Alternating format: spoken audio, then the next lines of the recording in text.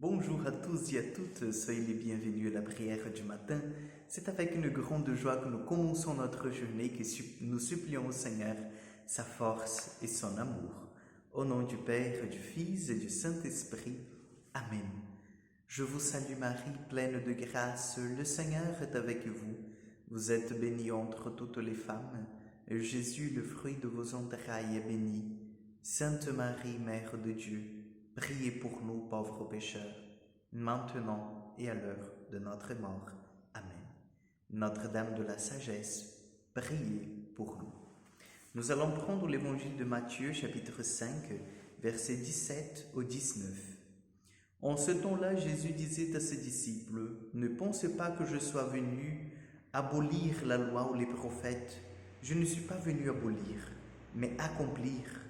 Amen, je vous le dis, avant que le ciel et la terre disparaissent, pas un seul iota, pas un seul trait ne disparaîtra de la loi jusqu'à ce que tout se réalise.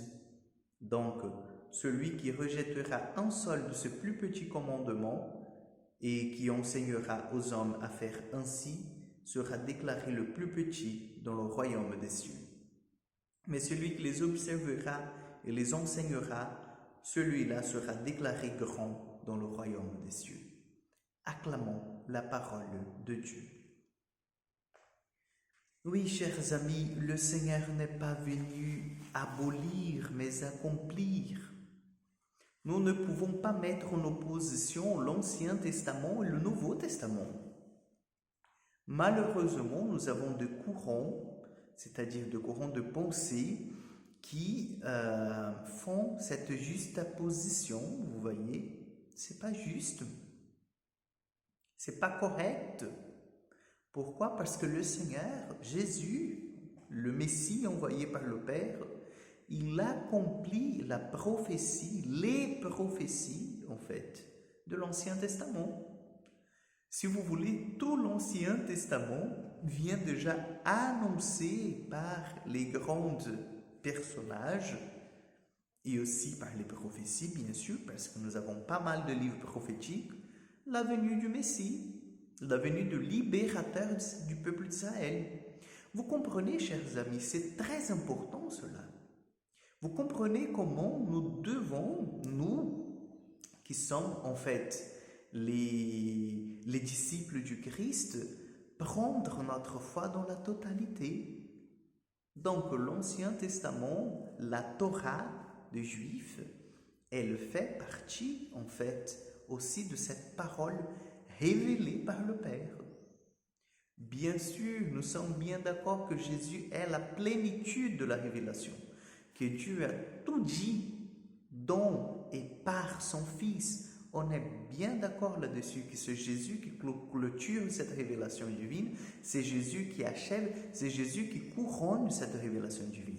Je ne veux pas réduire en fait la personne de Jésus et l'importance du Nouveau Testament, mais nous ne devons pas en fait comprendre que l'Ancien Testament ne vaut plus rien puisque le Nouveau il y est.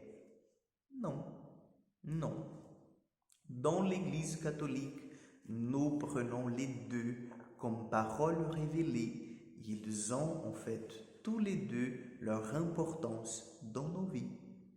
Donc oui, Jésus n'est pas venu abolir ou changer quoi que ce soit. Il est venu amener à la plénitude, à l'accomplissement. Donc gardons cela dans nos cœurs, gardons cela dans nos âmes, parce que notre foi, en fait, c'est cette foi qui a été révélée à Abraham déjà, et qui s'est développée, qui a pris corps au cours des années. Donc demandons au Seigneur, demandons à la Vierge Marie d'avoir cet amour pour Dieu, d'avoir cet amour pour l'Église, qui est en fait la garante de cette tradition, de cette parole révélée. Demandons au Seigneur qu'elle nous aide, qu'il nous aide en fait à avancer dans la foi. Amen. Le Seigneur soit avec vous. Que Dieu Tout-Puissant vous bénisse et vous garde, le Père, le Fils et le Saint-Esprit. Amen. Bonne journée à vous, que Dieu vous accompagne et à demain pour encore une prière du matin.